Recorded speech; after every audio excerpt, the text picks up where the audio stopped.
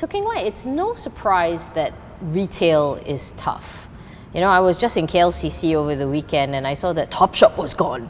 You know, where am I going to get my skanky tops now?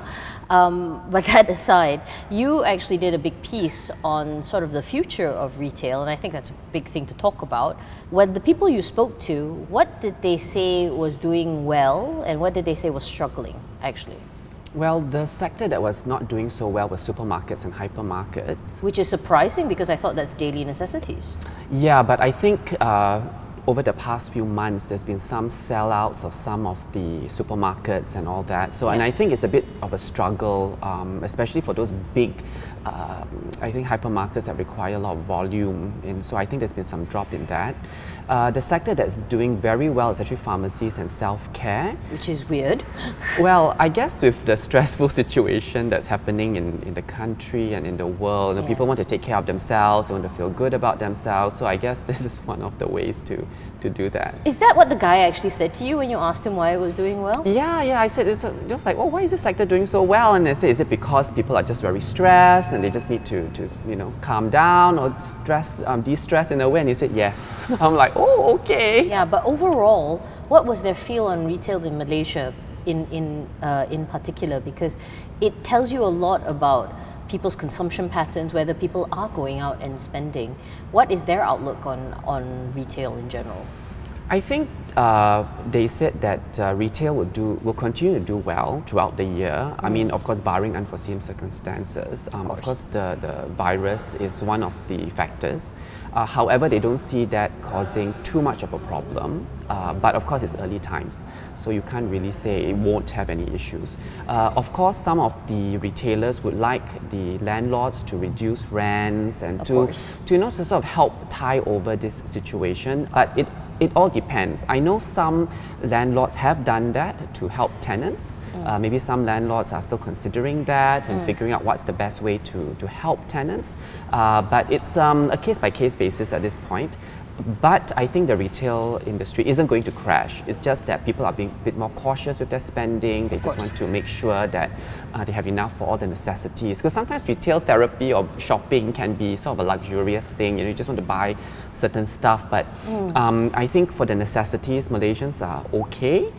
But we don't know what's going to happen in the next few months and all that. Well, who knows? But the thing is also that this whole relationship between landlord and tenant, it's very symbiotic. It's not adversarial, right? They must essentially help each other out. With the new stimulus package and, all the stuff that's going on, is there anything that is a positive, like, up that maybe powers that be, whoever they are doing? Well, I think the latest stimulus package, especially for the reduction in electricity rates, will be very helpful because a lot of malls have to stay open from 10 a.m. to 10 p.m. Right. And they still have to have the air conditioning running, the lights, and even after 10 o'clock, they may still have to remain open, not the tenants, but the mall for whatever setups of, decorations, or there's going to be cinemas as well. Yeah. So there's still stuff that is running in the malls. So I think the reduction of electricity will help definitely tie over this time. But let's talk most important. I mean, it is no longer the days of build it and they will come anymore. You have to talk strategy.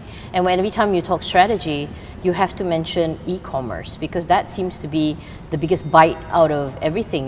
These days, why go to a store when you can sort of order it online? But I also realized that people now these days still cannot let go of the urge for tangibility. So there was something you mentioned in your story called omni-channels. So people are doing both, essentially. Is that? Yeah, I think people realize that you cannot have a retail experience without some physical touching of things or interaction. You need a balance. I think some people, like, if they can't find a particular product in the store, they might be able to order it and then collect it somewhere else or at the same store.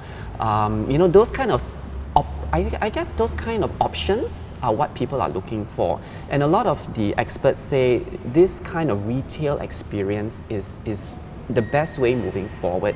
You cannot escape from e-commerce, but at the same time, you cannot escape from people wanting to see the item and feel, because I think there's some people have got really bad experience where they order a dress or a pillow which is like, wow, it's really cheap, and it comes back as a toy pillow or a toy dress Correct. for a All Barbie of that. doll or something. Yeah. So I think people still like the feeling of seeing and touching things and experiencing either the shopping experience or even looking at the item that they're going to buy.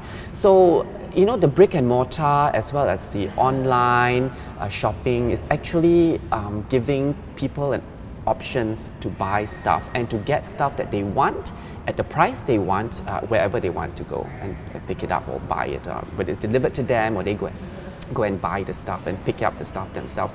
So basically, this kind of retail experience is what the experts are saying that consumers want. Maybe they don't know yet, the consumers, that this is what they want, but it is something that's there, an option. And I think as more people get online, especially the millennials, it's going to be a bit more of activity in that area. However, online shopping still doesn't amount to as much as the physical stores yet. I think one of the experts says that the amount of online shopping contribution is about 3% of the total sort of number. So brick and mortar still continues to draw in the crowds. How long that will be, I don't know, but it seems that a retail experience, a physical or interaction kind of experience is actually quite necessary. For more on the stories, pick up a copy of The Edge Weekly at all good newsstands.